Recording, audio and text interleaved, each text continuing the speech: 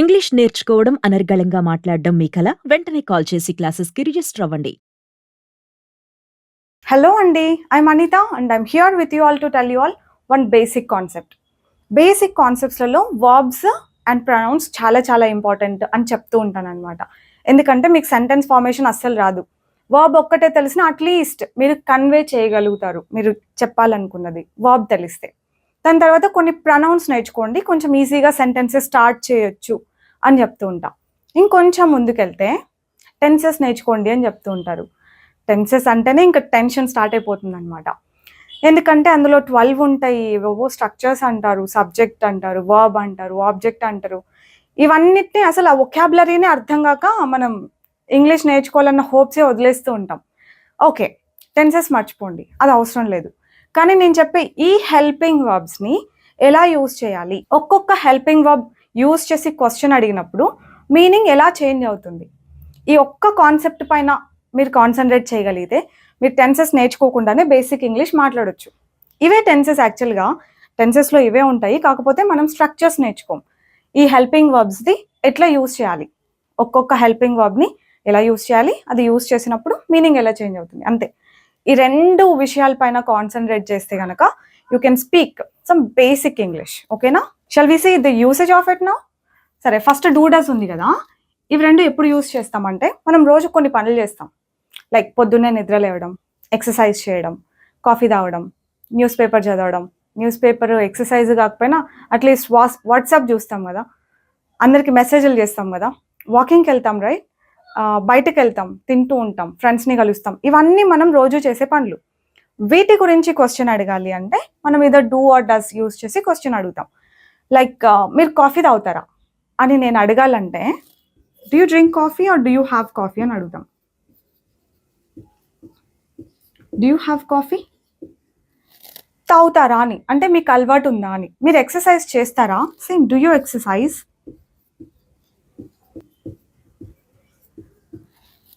మీరు ఎక్సర్సైజ్ చేస్తారా? అలా. మీరు వంట చేస్తారా?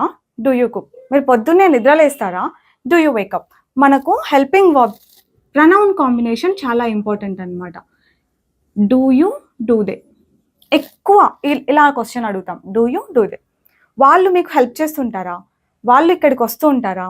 వాళ్ళు మీతో మాట్లాడుతూ ఉంటారా? ఇలాంటి క్వశ్చన్స్ అన్ని do they talk to you, do they help you, ఇలా అడుగుతాం. సి, ఒక్క హెల్పింగ్ వర్బ్ యూసేజ్ చూసినప్పుడు అది ఈజీగానే అనిపిస్తుంది. The point is here actually. ఇది తెలుసు, ఈజీ వచ్చేసింది, అట్లా కాదు. మనం ప్రతి ఒక్క హెల్పింగ్ వర్బ్ డిఫరెన్స్ తెలియాలన్నమాట. యాక్చువల్గా తెలుగు బాగా రావాలి, ఇవి అర్థం కావాలంటే అని చెప్తూ ఉంటాం.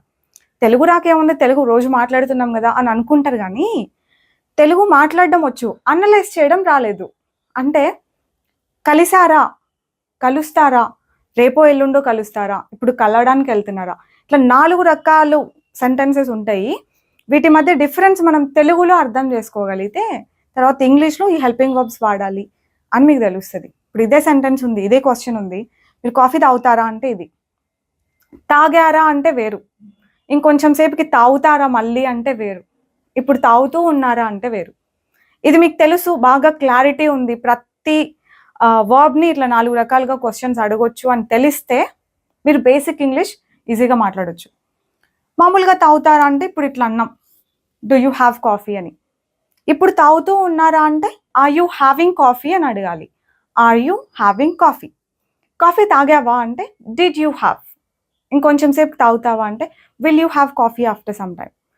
మనం అడగాలనుకున్న క్వశ్చన్ని బట్టి హెల్పింగ్ వర్బ్ యూజ్ చేస్తాం అనమాట. ఒక్కదానికి నేను రాస్తాను. వర్బ్ ఇట్లాంటిది, వర్బ్ ఒకటి సెలెక్ట్ చేసుకుందాం. ఈ ఎక్సర్సైజే తీసుకుంటే డూ యూ ఎక్సర్సైజ్, మీరు ఎక్సర్సైజ్ చేస్తారా? నిన్న చేశారా మీరు ఎక్సర్సైజ్ అని అడగాలనుకోండి, డిడ్ యూ ఎక్సర్సైజ్? ఎక్సర్సైజ్ చేశారా? రేపు చేస్తారా అంటే బిజీగా ఉన్నాం అంటున్నారు, చేస్తారా రేపు exercise? Will you exercise tomorrow? Exercise tomorrow. ఇప్పుడు కాల్ చేసి అడుగుతాను అనమాట, మీరు ఎక్కడో ఉన్నారు, ఏం చేస్తున్నావు? ఎక్సర్సైజ్ చేస్తున్నావా? ఆర్ యూ ఎక్సర్సైజింగ్ అని అడుగుతా. Are you exercising?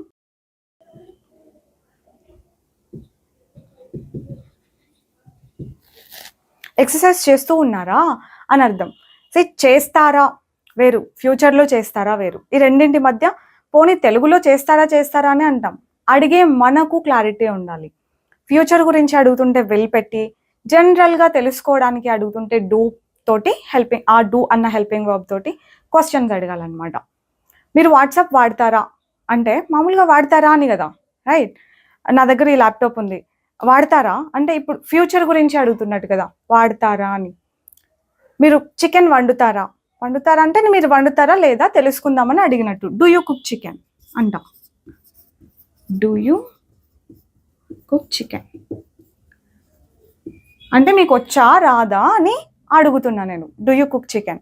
మీకు చికెన్ ఇచ్చి నేను విల్ యూ కుక్ ఇట్ వండుతారా, will you cook it for afternoon, will you cook it for lunch, will you cook chicken for lunch.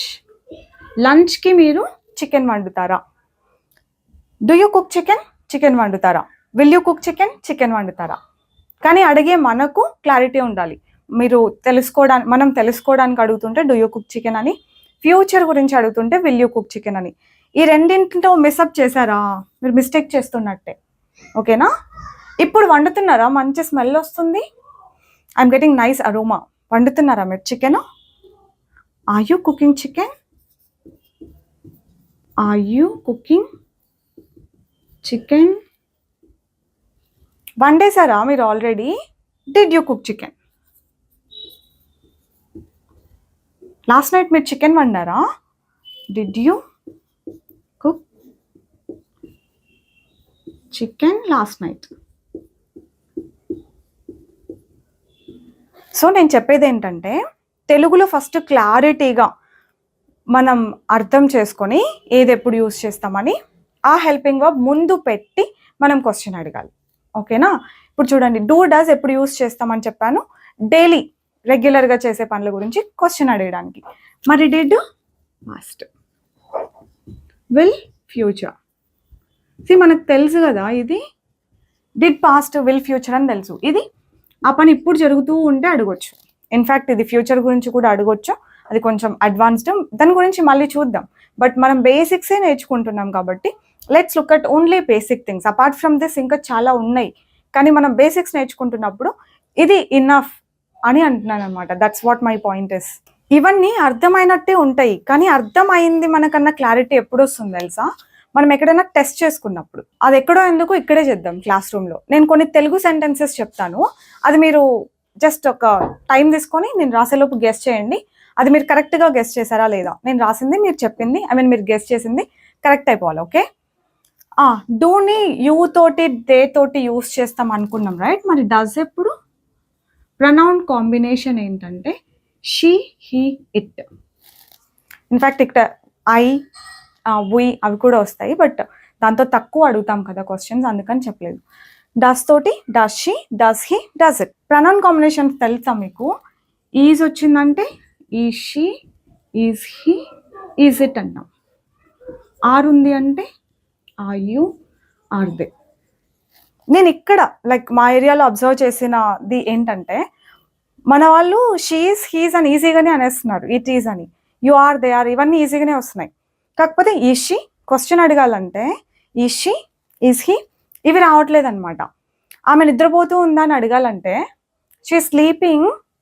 Intonation ఎట్లుంటుందంటే question అడిగినట్టే ఉంటుంది, కానీ అది క్వశ్చన్ కాదు. షీ స్లీపింగ్ క్వశ్చన్ కాదు. క్వశ్చన్ అవ్వాలి అంటే ఏం చేయాలి? ఈ హెల్పింగ్ వర్బే ముందు ఉండాలి.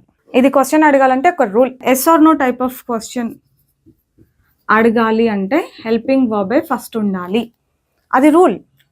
ఎందుకని వీటిని yes or no type of questions అనాలి? ఈజ్ షీ స్లీపింగ్ అని అడిగితే ఎస్, లేదంటే నో. ఆన్సర్ చెప్తే సరిపోయింది, చూసారా? అందుకే దీన్ని yes or no type of question అంటాం. అంటే ఏ క్వశ్చన్స్కి అయితే ఎస్ లేకపోతే నో ఆన్సర్ చెప్తే సరిపోతుందో అట్లాంటి క్వశ్చన్స్ అన్నిటినీ yes or no type of questions అంటాం. అలాంటివన్నీ ఏదో ఒక హెల్పింగ్ వర్బ్తోనే స్టార్ట్ అయి ఉండాలి. మరి ఈ టైప్ ఆఫ్ క్వశ్చన్స్ కాకుండా ఇంకా కూడా ఉంటాయా అంటే ఉంటాయిగా. Open ended. ఈ పేర్లు మీరు గుర్తుపెట్టుకోకపోయినా పర్లేదు, బట్ ఊరికే అప్పుడప్పుడు మా అలాంటి ట్రైనర్స్ వాడుతుంటారు, అప్పుడు అర్థం కావాలి కాబట్టి మీరు తెలుసుకోవాలంతే. ఓపెన్ ఎండెడ్ క్వశ్చన్స్ అంటే ఎలా ఉండాలి తెలుసా? ఇప్పుడు దీనికి ఒక రూల్ ఉందా, హెల్పింగ్ వర్బే స్టార్టింగ్లో ఉండాలి అని? దీనికి కూడా ఒక రూల్ ఉంటుంది. అదేంటంటే ఫస్ట్ WH వర్డ్ ఉండాలి, దాని తర్వాత వెంటనే ఒక హెల్పింగ్ వర్బ్ ఉండాలి. WH వర్డ్ ఉండాలి, వెంటనే ఒక హెల్పింగ్ వర్బ్ ఉండాలి. దీన్ని ఓపెన్ ఎండెడ్ క్వశ్చన్స్ అంటాం. వీటికి ఎస్ ఆర్ నో చెప్తే సరిపోదు. Like where did you learn English? Yes, no సరిపోదు. చూడండి, did you learn English? English నేర్చుకున్నావా?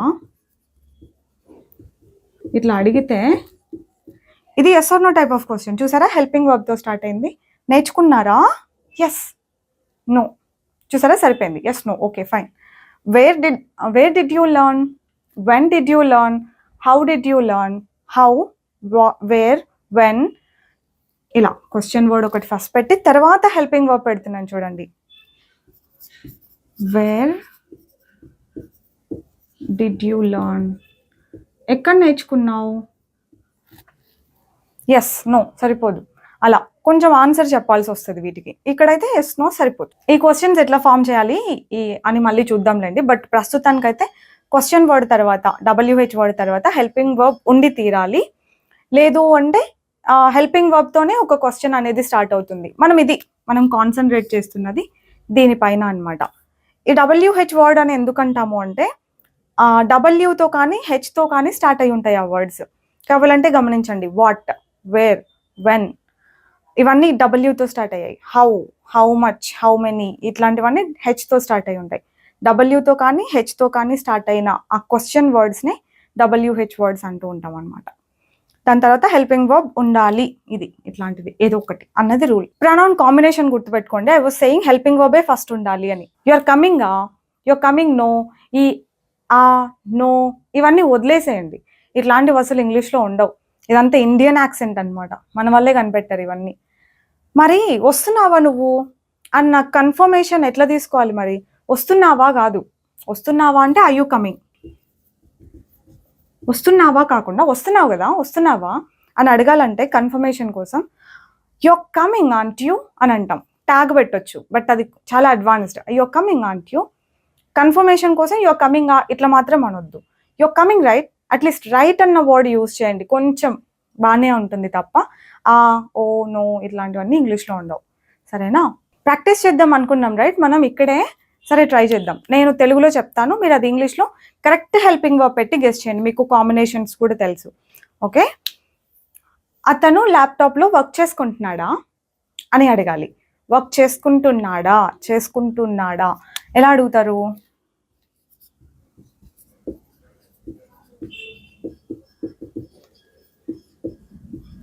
Is he working on his laptop?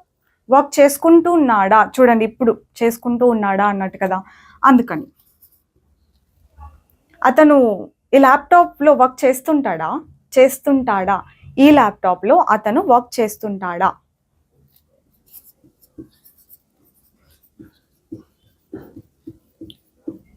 Does he work? చేస్తుంటాడా అంటే మామూలుగా చేస్తుంటాడా అని కదా. సో అందుకని does he work on this laptop? ఈ ల్యాప్టాప్లో వర్క్ చేస్తుంటాడా? వర్క్ చేస్తాడా ఈ ల్యాప్టాప్లో? లేదంటే నేను వాడతాను అట్లా. వర్క్ చేస్తాడా అతని ల్యాప్టాప్లో? చేస్తాడా అని అడగాలి. అప్పుడు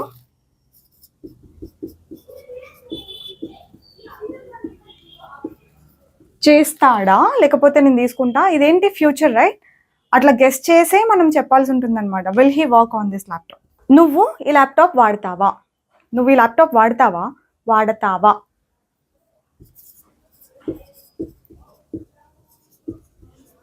వాడతావా? Do you use this laptop? వాడావా నువ్వు ఈ ల్యాప్టాప్? ఎందుకు ఆన్లో ఉంది? నువ్వు ఈ ల్యాప్టాప్ వాడావా అని అడగాలి. అప్పుడు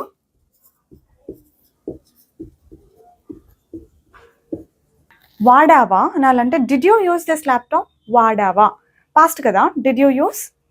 వాడుతూ ఉన్నావా? ల్యాప్టాప్ వాడుతున్నావా నువ్వు ఇప్పుడు? Are you using this laptop? ఇలా అడగాలన్నమాట క్వశ్చన్స్. మీరు ఇప్పుడు కరెక్ట్గా అడిగారని అనుకుంటున్నాను. లేదు అంటే ప్రతి ఒక్క దాని యూసేజ్ క్లియర్గా అర్థం చేసుకుని ఇట్లా వర్బ్స్ చేంజ్ చేసుకుంటూ కొన్ని రోజులు ప్రాక్టీస్ చేయండి. That's it. ఇందులో కామన్గా చేసే కొన్ని మిస్టేక్స్ చెప్పనా? డిడ్ అని యూజ్ చేసి మళ్ళీ V2 వాడడం. Did you used did you took, did you went, did you learned, ఇట్లా డిడ్ అని యూజ్ చేసి V2 వాడడం, అట్లా అస్సలు రాదు. డస్ అని యూజ్ చేస్తూ V5 యూజ్ చేయడం. Does she comes, does she works, does she learns, does she exercises, ఇట్లా. ఎందుకంటే డస్కి ఎస్ ఫామ్ రావాలి, షీకి హీకి ఎస్ ఫామ్ రావాలి అని నేర్చుకున్నారు కరెక్టే, కానీ డస్ వచ్చినప్పుడు రాకూడదు. ఓకే, ఇది ఒక కామన్ మిస్టేక్. తర్వాత ఈజామార్ పెట్టి V2 వాడడం, ఇదైతే మా వాళ్ళు చాలా చేయడం చూశాను, అదొక బ్లండర్. డూ, డస్ ఇవేవన్నా పెట్టి మళ్ళీ V2 వాడడం, డస్ హీ యూజ్డ్ అని చెప్పి. ఇక్కడ యూనో ING ఫార్మ్స్ కానీ ఏ వర్బ్ రాకూడదు. డూ వచ్చినా ఇవి గుర్తుపెట్టుకోండి, డస్ వచ్చినా, డిడ్ వచ్చినా, విల్ వచ్చినా, వర్బ్ ఎప్పుడు V1లోనే ఉండాలి. వర్బ్ ఎప్పుడు V1లోనే ఉంటుంది. ఈ మిస్టేక్ మాత్రం అస్సలు చేయొద్దు. ING ఫామ్ ఎక్కడొస్తుంది అంటే only with is are. Is are ఇవి యూజ్ చేసినప్పుడు మాత్రమే ING ఫామ్ వస్తుంది తప్ప ఇంకా మిగతా ఏవి యూజ్ చేసినా వర్బ్ అస్సలు చేంజ్ అవ్వదు. ఈ పాయింట్ బాగా బ్రెయిన్లో ఫిక్స్ చేసుకొని క్వశ్చన్స్ ఫామ్ చేయండి. బేసిక్ క్వశ్చన్స్ మీరు కరెక్ట్గా అడగగలగాలి ఏ టెన్సెస్ నేర్చుకోకుండా. అంటే వీటి యూసేజ్ మాత్రం క్లియర్గా నేను చెప్పింది బాగా ప్రాక్టీస్ చేయండి. చెప్పినట్టుగా వర్బ్స్ యూజ్ చేసి చేంజ్ చేస్తూ ప్రాక్టీస్ చేయండి. You will be good enough. ఓకేనా? I'll see you all with another concept next time. Bye bye. Take care. Keep learning.